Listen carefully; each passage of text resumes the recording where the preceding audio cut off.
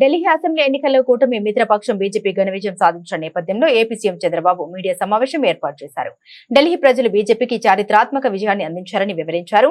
ప్రధాని మోదీ సమర్థ నాయకత్వానికి సుస్థిర పాలనకు పట్టం కట్టారని, ఇది దేశ ప్రజలందరి గెలుపు అని అభివర్ణించారు. మనందరం గర్వపడే రాజధాని ఉండాలని కోరుకుంటాం. ఈ రోజు విజ్ఞతతో ఢిల్లీ ఓటర్స్ అందరూ కలిసి 27 సంవత్సరాల తర్వాత బీజేపీని ఎన్నుకున్నారు. ఒక చారిత్రాత్మక విజయం ఇది. ఎందుకు నేను ఈ మాట చెప్తున్నానంటే, ఈ రోజు గెలుపు అనేది ఒక బీజేపీకో ఒక ఢిల్లీలో ఉండే ప్రజలకే కాదు, భారతదేశంలో ఉండే ప్రజలందరికీ ఆత్మ గౌరవానికి సంబంధించిన విషయం. ఈ రోజు ఎక్కడికి పోయినా ప్రపంచంలో మీది ఏ దేశం అంటే భారతదేశం చెప్తాం. మీ రాజధాని ఏదంటే ఢిల్లీ అని చెప్పుకుని గర్వంగా చెప్పుకుంటాం. మనం అందరం కూడా మనకు మంచి భవిష్యత్తు ఉండాలి, ఎక్కువ అవకాశాలు ఎక్కడ ఉంటాయనుకుంటే మన రాజధానికి పోవాలనుకుంటాం. అది రాష్ట్ర రాజధాని గాని దేశ రాజధాని గాని యాస్పిరేషన్స్ ని ఫుల్ఫిల్ చేసే ప్లేస్ గా ఉండాలి. అలాంటి రాజధాని ఇటీవల కాలంలో ఒక వెదర్ పొల్యూషన్, ఒక పొలిటికల్ పొల్యూషన్, ఈ రెండు పొల్యూషన్స్ కలిపి ఢిల్లీకి పోవడం మానేసి ఢిల్లీ నుంచి వేరే ప్రాంతాలకు వెళ్లిపోయే పరిస్థితికి వచ్చారు. ఒకప్పుడు